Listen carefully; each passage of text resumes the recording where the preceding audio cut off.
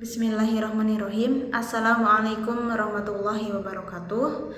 Puji berserta syukur marilah kita panjatkan kehadirat Allah Subhanahu wa taala yang mana atas berkat rahmat dan nikmatnya kita masih diberikan kesempatan untuk tetap melakukan segala aktivitas kita seperti biasanya, dan mudah-mudahan aktivitas yang kita kerjakan itu dapat mengantarkan diri kita lebih dekat kepada Allah Subhanahu wa taala.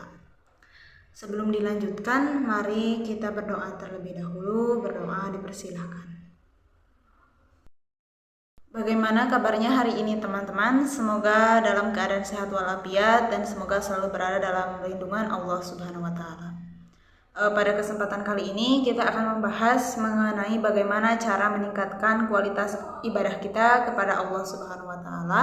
Mudah-mudahan dengan kita mempelajari dan memahaminya, kita dapat mempraktekannya dan dapat meningkatkan kualitas ibadah kita kepada Allah Subhanahu wa taala dan dapat mendekatkan diri kita kepada Allah Subhanahu wa taala.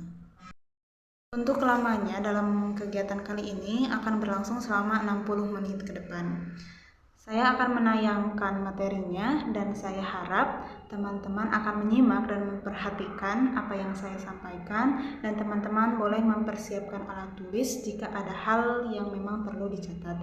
Dan jika ada pertanyaan, teman-teman boleh bertanya, nanti kita diskusikan.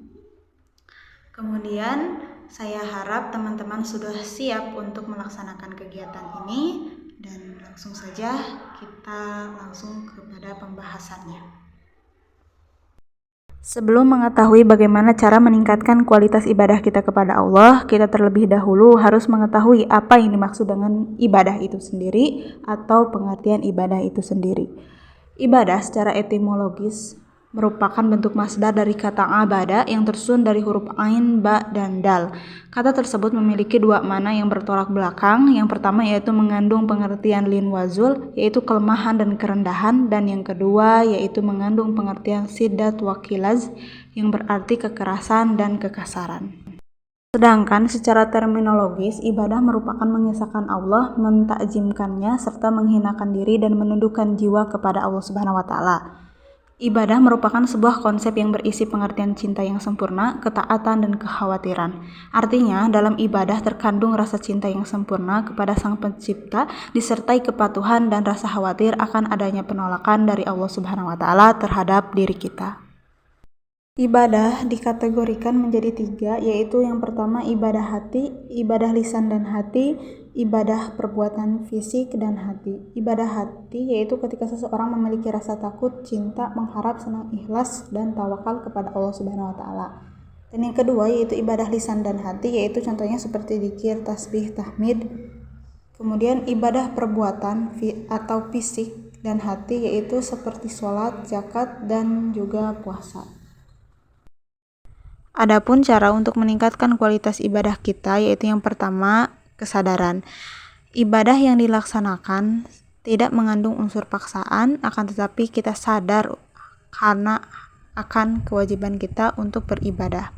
Dan dalam melaksanakan ibadah tersebut kita tahu dan paham betul terhadap apa yang kita kerjakan. Kemudian yang kedua yaitu ibadah dengan kecintaan. Beribadah tanpa kerinduan dan kecintaan tidak akan merasakan kenikmatan dalam beribadah. Kemudian yang ketiga yaitu ikhlas. Nilai ikhlas dalam beribadah bukanlah diperoleh secara tiba-tiba, akan tetapi memerlukan upaya dan perjuangan secara terus-menerus. Artinya seseorang memerlukan keistiqomahan dalam mengerjakan suatu ibadah.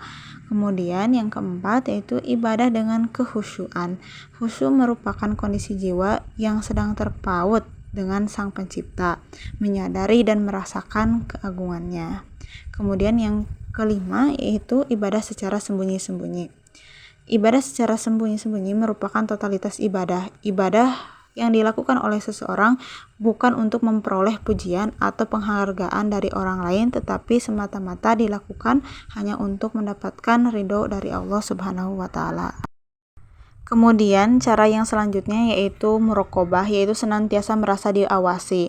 Seorang hamba mesti menumbuhkan dan menanamkan dalam hati bahwa segala perbuatannya, baik yang nampak maupun yang tidak, itu selalu diawasi dan itu dilihat oleh Allah, sehingga ia akan berusaha sebaik mungkin untuk beribadah dan menjauhkan diri dari perbuatan yang sia-sia.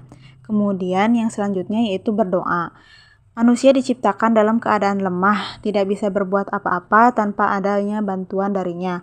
Tetapi seringkali manusia itu lupa dan sombong, bahkan ketika ia ingin untuk senantiasa beribadah kepadanya, tapi kita lupa untuk meminta pertolongan kepadanya. Bahkan kita hanya bersandar pada kekuatan kita sendiri. Cara yang terakhir yaitu as-sabru, yaitu sabar dalam ketaatan. Apabila dalam beribadah kita tidak mempunyai sifat sabar, maka kita akan mudah futur, mudah malas dalam mengerjakan ibadah, dan tidak bergairah dalam beribadah ataupun mengerjakan kebaikan, sehingga nantinya iman kita akan turun dan berada di titik terendah. Diharapkan dengan adanya kegiatan ini tidak hanya dapat menambah wawasan teman-teman, tetapi juga teman-teman dapat merealisasikannya atau dapat mengamalkannya dalam kehidupan sehari-hari. Saya kira itu saja yang dapat saya sampaikan pada kesempatan kali ini. Kurang dan lebihnya mohon maaf. Mari kita tutup dengan membaca doa kafaratul majelis. Subhanakallahumma wabihamdik, asyhadu an la ilaha illa anta, astaghfiruka wa atubu ilaik. Wassalamualaikum warahmatullahi wabarakatuh.